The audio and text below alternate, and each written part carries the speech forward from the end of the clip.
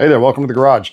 Had some family events that have come up, have kind of delayed me building my new trailer ramps, but I do have a minute, so I wanted to make a quick video, get some comments from you guys and see which direction you would go. I'm making the side rails out of 3-inch channel. So the first question that I'm asking myself is, should I go with the C channel facing out or facing in? The other question I have is on for the 2-inch angle iron cross pieces, should I go angle up or angle down? I'm honestly leaning towards angle up toward the top, and then with the C channel facing out so that I'm mounting to the solid inside or that solid flat piece on the sides.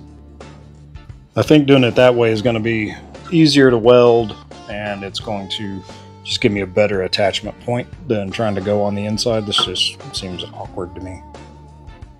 So there's my dilemma. Should I go out, in, up, down? I don't know. Leave me a comment. Tell me what you think.